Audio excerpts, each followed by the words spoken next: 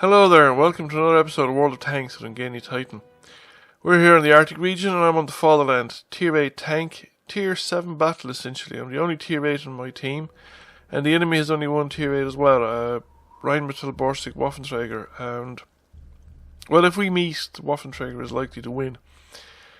A lot of the fighting in Arctic is going to be at long ranges, which will suit the Waffenträger better. However, I'm going to go down to the heavy tank corner, and we'll see what happens. The Fatherland is the IS-3A variant of the IS-3, and it's a very powerful tank. It's the gun is again a variation of the 122mm D25T, but it's slightly better penetration. Uses APCR as standard. Frontal armor is quite strong, very well sloped, very well angled, so you pointed straight at the enemy, and so we're going to see what happens when we get to the corner. Initially, there's not a lot of tanks coming down with me. An awful lot of the tanks are going down that route by the lakeside, and actually that's a very exposed route. Not the smartest of ideas. Once you get spotted there, there's not a lot of places to hide. So I get a shot off, but I don't hit anything, and didn't receive a lot of fire, so I have shot back at the Jagdpanther, who did a bit of damage, and the IS-2 pops out, but I'm not in a position to hit him, and I bounced that one off the front of him.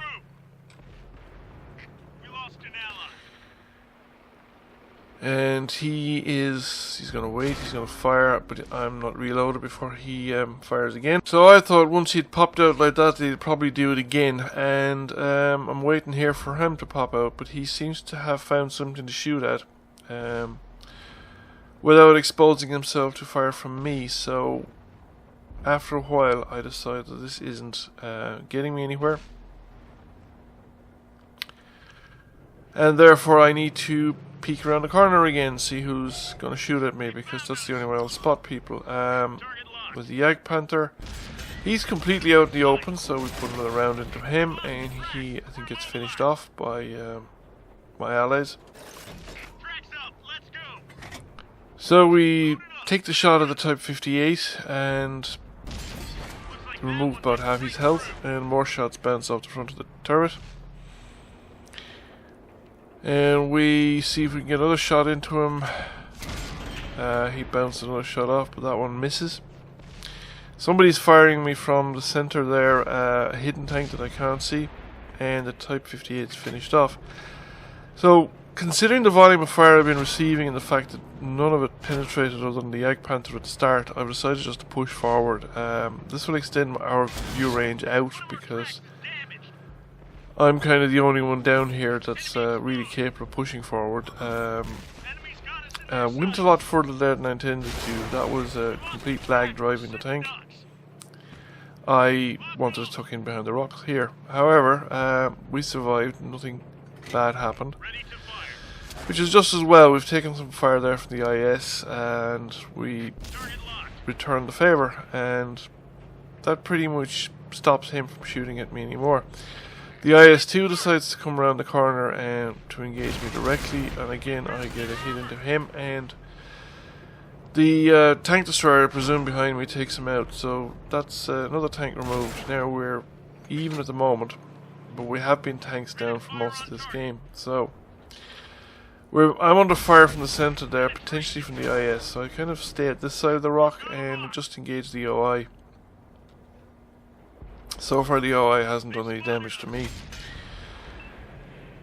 The blind fire didn't work, so he's probably ducked down or changed location and I can't see him. So at this point I decided, right, the next thing to do, because I'm at a disadvantage really when it comes to long range shooting, I don't have the accuracy, is that I'm going to push forward right up here to the corner, so the guys in front of the base can't really fire at me. Or if they do, they'll expose themselves to the tank destroyers back at the corner. And I can engage the KV-85 and his buddy without them being in cover. Once they come out to shoot me, they won't have the benefit of any kind of cover. His body looks like a Firefly, but he decides to leave, and the KV-85 moves further up into the ravine, I suppose you'd call it, and he doesn't have complete cover up there, so put a shot through him there even though he was not spotted any longer.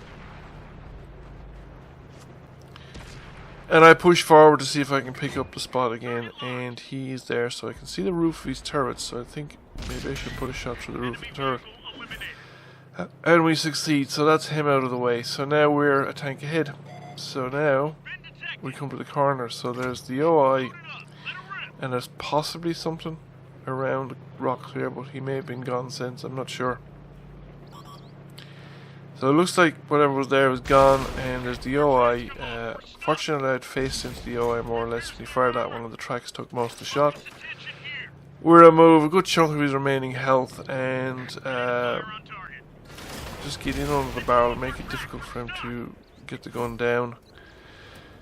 And we finish him off. So now there's only 3 remaining enemy tanks left, and I've already done 11 damaging ribbons, which is pretty good. I've always considered, in a heavy tank especially, if you get 11 damaging ribbons, that you've had a pretty decent game. So we have the Skoda T25. There's the T34-100 that I was worried about earlier on. He had actually relocated up here. It's a pretty fast moving tank, and I didn't see him going. So he's up here. We'll get loaded, but we don't wait for the shot to be aimed in. We missed him already, and we missed him again. So he's ducked around the corner, and he's taking fire from around the corner from an ally, and there's the Borsig, the other tier 8, the enemy tier 8, and we finish up the Skoda. And somebody else finishes off the Rheinmetall Borsig, and that's it, it's game over. So there we are, 12 damaging ribbons, 3 kills. So how did this translate into the final score? So 90,000 credits, almost 4k damage, a high caliber steel wall. We did almost 4k blocked as well. Second class mastery. And we came number 1 by experience, and we had only 7 rounds of ammunition left. I think we had practically all our ammunition fired. So if we look at the detailed results from my tank, I noticed that I actually blocked 22 out of the 24 shots fired at me. So that means that's because I was being attacked mostly by low or lower tier tanks. I also penetrated with most of the shots that I hit. 1 bounced.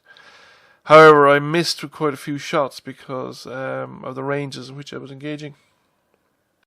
Thank you for watching, and I hope you enjoyed the video, and I'll catch you again soon.